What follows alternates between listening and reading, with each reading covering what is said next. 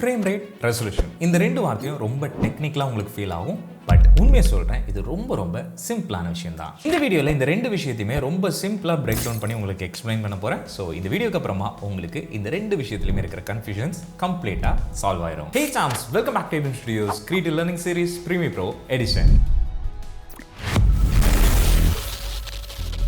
நீங்கள் நம்ம சேனலுக்கு ஃபஸ்ட் டைம் விசிட் பண்ணுறீங்கன்னா you are in a right place. ஆமாங்க, நம்ம ஒரு மெகா சீரிஸை பண்ணிட்டு இருக்கோம். அதுதான் CLS. இந்த CLSல நீங்களும் ஜாயின் பண்ண நினைச்சீங்கன்னா கீழே இருக்கிற சப்ஸ்கிரைப் பட்டனை ஸ்மாஷ் பண்ணிட்டு நம்ம ஃபேமிலியோட ஜாயின் பண்ணுங்க. இந்த CLSல ஏகப்பட்ட டாஸ்க் பிளான் பண்ணியிருக்கோம். ஸோ அந்த டாஸ்க்ல ஜாயின் பண்ணுறதுக்கு மறக்காம டாஸ்க் கைட் வீடியோவை செக் பண்ணிக்கோங்க. அண்ட் டக்குன்னு அப்டேட்ஸ் தெரிஞ்சுக்க மறக்காம நம்ம வாட்ஸ்அப் சேனலையும் ஜாயின் பண்ணிக்கோங்க. அண்ட் இந்த வீடியோ முடிச்சுட்டு மறக்காம கமெண்ட் பாக்ஸில் கம்ப்ளீட்னு மென்ஷன் பண்ணிட்டு போயிருங்க. ஸோ ரெடியாக இருப்பீங்கன்னு நினைக்கிறேன். வாங்க எல்லாரும் ஃபுல் எனர்ஜியோட இந்த வீடியோட டாபிக் என்னன்னு பார்க்கலாம். ஸோ இந்த ஃப்ரேம் ரேட் ஆர் FPS பற்றி முதல்ல நம்ம என்னென்னு தெரிஞ்சுக்கிட்டோம் அப்படின்னா நமக்கு ஒரு டீட்டெயிலான அண்டர்ஸ்டாண்டிங் கிடச்சிரும். ஸோ FPS அப்படின்றதோடைய ஃபுல் ஃபார்ம் என்ன அப்படின்னு பார்த்தீங்கன்னா ஃப்ரேம் பர் செகண்ட். ஓகேங்களா? ஸோ ஒரு செகண்டுக்கு எத்தனை இமேஜஸ், அதுதான் எத்தனை ஃப்ரேம்ஸ் வந்து நம்ம வைக்கிறோம், அதை தான் இங்கே நம்ம FPSன்னு சொல்கிறோம். ஸோ இங்கே டைம் பேஸில் பார்த்தீங்கன்னா 10, 12 அப்படின்னு சொல்லியிருக்கோம். ஸோ இது என்ன மென்ஷன் பண்ணுறாங்க அப்படின்னா ஒரு செகண்டுக்கு 12 மென்ஷன் பண்ணியிருந்தாங்கன்னா 12 இமேஜஸ் வரும்.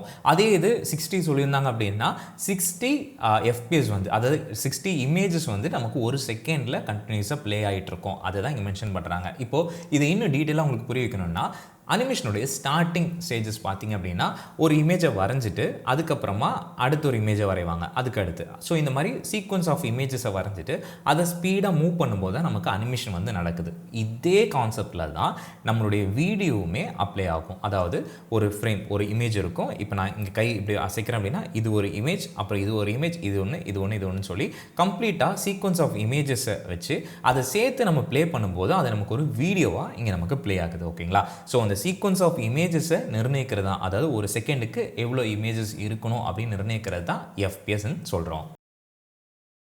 எக்கச்சக்கமான ஃப்ரேம்ஸ் இருந்துச்சு, அதாவது மோர் ஃப்ரேம்ஸ் இருந்துச்சு அப்படின்னா அது ரொம்ப ஸ்மூத்தான ஒரு மோஷனாக இருக்கும்.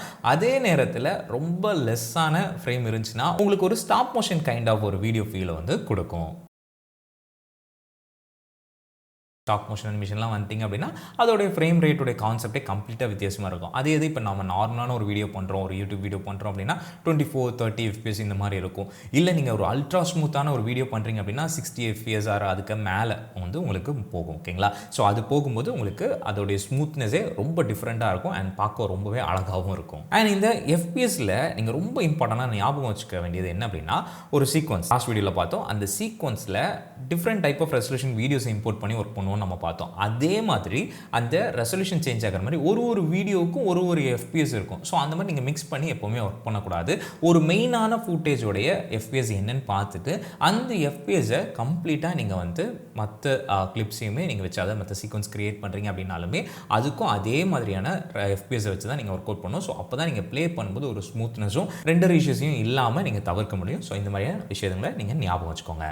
இப்போது அதிகமான FPS இருக்குது பார்த்தீங்களா, அதை வந்து நீங்கள் கம்மி பண்ணிக்கலாம். அதாவது ஒரு 60 FPS இருந்துச்சு அப்படின்னா அது ஒரு 25 FPSக்கோ இல்லை 30 FPSக்கோ நீங்கள் கம்ப்ரஸ் பண்ணிக்கலாம். எந்த விதமான பிரச்சனையும் இல்லை. அதே இது ஒரு 24 FPSஐ 60 FPSக்கு நீங்கள் ட்ராக் பண்ணிங்க அப்படின்னா கண்டிப்பாக அந்த இடத்துல உங்களுக்கு கொஞ்சம் இல்லை ரொம்பவே மோசமான ஒரு வீடியோ வந்து உங்களுக்கு கிடைக்கும். ஸோ FPS கண்டிப்பாக ஒரு வீடியோவுக்கு, அதாவது ஒரு மெயின் வீடியோவுக்கு இதுதான் நம்ம FPS இதுதான் அவுட்புட்டாக எடுக்க போகிறோம் அப்படின்னா அதில் இருக்கிற எல்லா வீடியோஸுமே கிட்டத்தட்ட அந்த FPSல இருக்கா அப்படின்றத நீங்கள் செக் பண்ணிக்கணும். அதிகமாக இருந்தால் கூட பரவாயில்ல, பட் அது ரொம்ப கம்மியாக நம்ம எடுத்துகிட்டு வரக்கூடாது. ஸோ இப்போ உங்களுக்கு FPS உடைய மீனிங் என்ன அப்படின்றது உங்களுக்கு தெரிஞ்சிருக்கும்னு நினைக்கிறேன். அண்ட் இதுக்கு அடுத்ததாக நம்ம ரெசல்யூஷன் என்ன அப்படின்றத தெரிஞ்சுக்கலாம். ஸோ இங்கே 4K resolution, full HD, half HD and வந்து இன்னுமே நிறைய ரெசல்யூஷன் ஃபார்மேட்டை வந்துட்டு நம்ம இங்கே சொல்லுவோம். கரெக்டுங்களா? அப்போது இந்த ரெசல்யூஷனுடைய யூஸ் என்ன, இது வந்து என்ன தான் கொடுக்குது? ஏன்னா இப்போ நம்ம ஒரு வீடியோ பார்க்கும்போதே நமக்கே தெரியும் இது ஹையான ரெசல்யூஷனில் இருக்கா இல்லை லோவான ரெசல்யூஷனில் இருக்கா. அதாவது அந்த வீடியோட குவாலிட்டி கம்மியாக இருந்ததுன்னா அது லோ ரெசல்யூஷன், ரொம்ப பளிச்சுன்னு பயங்கரமாக கிறிஸ்பாக இருந்துச்சு அப்படின்னா அது ஹையர் ரெசல்யூஷனில் இருக்குன்னு அர்த்தம். ஸோ இது எப்படி டிஃபைன் ஆகுது அண்ட் இந்த ரெசல்யூஷன்லாம் எப்படி ஒர்க் ஆகுது அப்படின்றத நான் உங்களுக்கு சிம்பிளாக ஒரு சின்ன இமேஜ் வச்சு நான் உங்களுக்கு எக்ஸ்பிளைன் பண்ணுறேன். ஓகேங்களா? ஸோ இமேஜஸ் அப்படிங்கும்போது உங்களுக்கு சின்ன சின்ன பிக்சல்ஸ் தான், அதாவது ஒரு சின்ன சின்ன பாக்ஸஸ் மாதிரி இருக்கும். அதுதான் நமக்கு ஒரு இமேஜையும் நமக்கு வந்து காமிக்குது. அதாவது இமேஜில் இருக்கிற ஒரு குட்டி குட்டி பாக்ஸ் தான் அந்த கம்ப்ளீட் இமேஜை நமக்கு வந்து காமிக்குது. இந்த ரெசல்யூஷன் சேஞ்ச் ஆகிறது எப்படி நடக்குது அப்படின்னா, இப்போது ஒரு பாக்ஸை எடுத்துக்கலாம். ஓகேங்களா? ஒரு இமேஜில் ஒரு பாக்ஸ், அந்த பாக்ஸில் எக்கச்சக்கமான பிக்சல்ஸ் இருக்கும். அதுதான் குட்டி குட்டி பாக்ஸ்னு வச்சுக்கலாம். ஸோ அந்த குட்டி குட்டி பாக்ஸ் வந்து நம்ம இப்போ ஒரு பாக்ஸ் பார்க்குறோம் பார்த்தீங்களா, இந்த பாக்ஸில் அதிகமான டென்சிட்டி அளவுக்கு அந்த குட்டி குட்டி பாக்ஸாக இருந்துச்சு அப்படின்னா நமக்கு பிக்சர் குவாலிட்டி ரொம்ப அதிகமாக தெரியும், அழகாக இருக்கும், பார்க்குறதுக்கு கிறிஸ்பாக இருக்கும். அதே இது அந்த குட்டி குட்டியாக இருக்குது பார்த்தீங்களா, அது கொஞ்சம் பெருசாகி நமக்கு கம்மியாகுச்சு, அதாவது அதில் இருக்கிற குவான்டிட்டி நமக்கு கம்மியாகுது அப்படின்னா அது ஒரு நார்மலான இமேஜாகவோ இல்லைன்னா கொஞ்சம் லோ இமேஜாகவோ இருக்கும். அதனால தான் நம்ம லோ இமேஜ் வந்து பார்க்கும்போது ஒரு மாதிரி பிக்சல் பிரேக் ஆன மாதிரி இருக்கும். அதாவது பிக்சல் பிரேக்குன்னு தான் சொல்லுவாங்க. பாக்ஸாக நமக்கு தெரிய ஆரம்பிக்கும், எட்ஜஸ் எல்லாமே பாக்ஸாக தெரியும், ஒரு கிளியரான மைன்யூட் டீட்டெயில்ஸ் வந்து நமக்கு இருக்காது. ஸோ இதனால தான், அதாவது அந்த பாக்ஸஸ் நமக்கு மிஸ் ஆகிறனால தான் நமக்கு அந்த இடத்துல இமேஜோட குவாலிட்டி, அது வீடியோட குவாலிட்டி வந்து மிஸ் ஆகுது. ஸோ இதுதான் ரெசல்யூஷனோட ரொம்ப இம்பார்ட்டண்டான விஷயம். அண்ட் இந்த ரெசல்யூஷனை பற்றி நம்ம பார்க்கும்போது நம்ம ரொம்ப முக்கியமாக தெரிஞ்சுக்க வேண்டியது என்ன அப்படின்னா, இப்போ ஃபுல் ஹெச்டி நம்ம கம்போசிஷன் க்ரியேட் பண்ணியிருக்கோம்.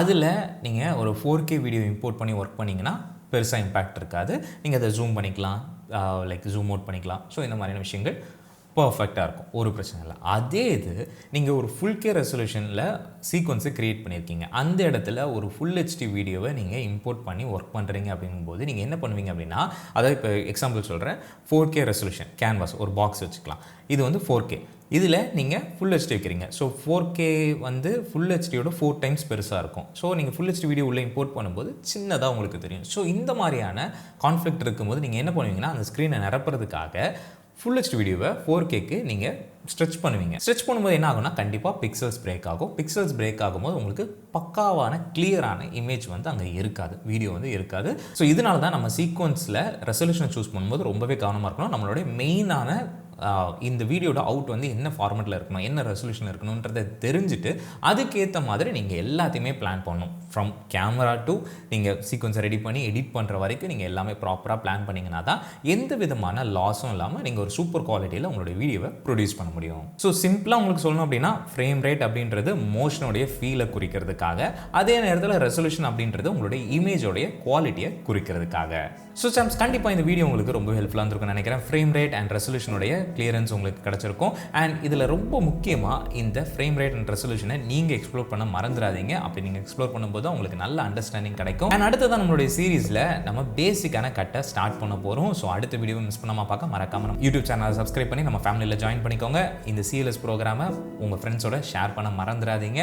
அண்ட் ரொம்ப முக்கியமாக நம்மளுடைய இன்ஸ்டாகிராம் அண்ட் வாட்ஸ்அப் சேனலையும் ஃபாலோ பண்ணிக்கோங்க. டக்குன்னு அப்டேட்ஸ் உங்களுக்கு தேடி வரும். அண்ட் நம்மளை காண்டாக்ட் பண்ணாலும் மெயில் ஐடி கீழே இருக்குது, மறக்காமல் காண்டாக்ட் பண்ணிக்கோங்க. உங்களுடைய ஃபீட்பேக்ஸையும் கண்டிப்பாக நம்மளுடைய கமெண்ட் பாக்ஸில் மென்ஷன் பண்ணிடுங்க. ஸோ அடுத்த பதிவில் பேசுவோம். அதுவரை உங்கள் AB.